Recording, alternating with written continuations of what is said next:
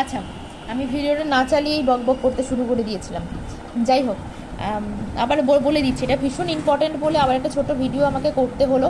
সেটা হচ্ছে যে এই দুটোর ক্ষেত্রে ম্যাক্সিমাম কি হচ্ছে, এই যে আমাদের প্রথম দুটো রুল তো ভায়োলেট হয়ে যাচ্ছে, কারণ হাইব্রিডাইজেশন মানে একই হয়ে যাচ্ছে, প্লাস লোন পেয়ার একই হয়ে যাচ্ছে। তাহলে থার্ড রুলে গিয়ে দেখুন এর ইলেকট্রন পেয়ারটাকে কাছাকাছি টেনে নিচ্ছে, এর থেকে বেশি কাছাকাছি টানছে, তাহলে এর ক্ষেত্রে এখানে মানে রিপালশন বেশি হয়ে এর বেশি বন্ড অ্যাঙ্গেল হওয়া উচিত, এর কম হওয়া উচিত। সেটাই আমি আপনি সবাই ভাবছি, তাহলে এটাই ঠিক হওয়া উচিত, কিন্তু না, এটা কিন্তু 100% রং।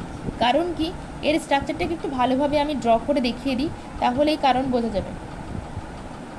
মনে রাখতে হবে এইসব প্রশ্নগুলো, মনে রাখতে হবে, জাস্ট মুখস্থ রাখতে হবে এসব প্রশ্নগুলো, ওখানে এক্সপেরিমেন্ট করার জায়গা নেই।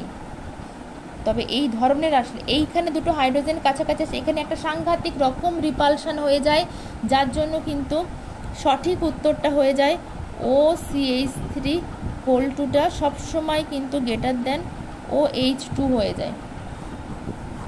এটা কিন্তু একদম মানে মাথার ভিতরে ঢুকিয়ে রাখতে হবে, এটা কিন্তু সবসময় মাথার ভিতরে একদম ঢুকিয়ে রাখতে হবে, ঠিক আছে।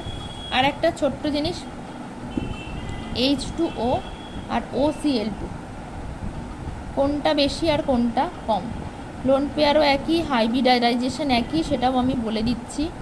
Cl এটার কিন্তু বন্ড অ্যাঙ্গেল হয় 105 ডিগ্রি, এটারও হয়ে যায়, কিন্তু হওয়া উচিত ছিল উল্টো। কেন হয়? ওই সেম, এটাও এত বাল্কি সাইজ যেখানটায় খুব বেশি রিপালশানে একে অপরের থেকে দূরে চলে যায়। এই ডেটাগুলো জাস্ট মনে রাখতে হবে। এটা 105 হয়, এটা 111 হয়। ভীষণ মানে কঠিন বলছি, ভীষণ কমন প্রশ্ন, তো এটাকে মাথায় রাখতে হবে, ঠিক আছে। তো আর একটা জিনিস আমি বলে দিই, এই ধরনের বন্ড অ্যাঙ্গেলগুলোর সিরিজটা আমি বলে দিই। OH2 গ্রেটার, সরি H করতে হবে কম হয়, less than CH3 whole two O, এর থেকে বেশি হয় কার, CH3O C2H5, তার থেকে বেশি হবে যখন দুটো C2H5 থাকবে। তার মানে আমি কি বলতে চাইলাম এই সিরিজটা দিয়ে, অক্সিজেনের দুপাশে হাইড্রোজেন আছে সেটা ছোট, যত বেশি বাল্কি গ্রুপ যোগ হচ্ছে তত কিন্তু বন্ড অ্যাঙ্গেলটা বাড়ছে, কারণ হচ্ছে কি, রিপালশন হচ্ছে।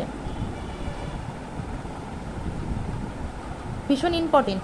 এই যে ছোট্ট ভিডিওটাতে আমি তিনটে জিনিস দেখালাম, এই যে ভীষণ বাল্কি গ্রুপ বলে রিপালশন হলো, এখানে বাল্কি বলে রিপালশন হলো, এখানে বাল্কি বলে কিন্তু পরস্পর রিপালশনের একটা সিকোয়েন্স আমি দেখিয়ে দিলাম। মোটমাট কথা, কেমিস্ট্রিতে ভীষণ রকম এক্সেপশন রয়েছে, এক্সেপশনগুলোই পড়তে হবে, এক্সেপশনগুলোকেই মাথায় রাখতে হবে, ঠিক আছে। কোটা ফ্যাক্টরি একটা সিনেমা আছে না, ইউটিউবে সম্ভবত দেখেছিলাম, আমি ইউটিউবেই দেখেছি, আমার মনে যতটুকু পড়ছে। তো সিনেমাটা একটা সাংঘাতিক সিনেমা, কেমিস্ট্রিতে মানে এক্সেপশনই সব, এত বেশি এক্সেপশন।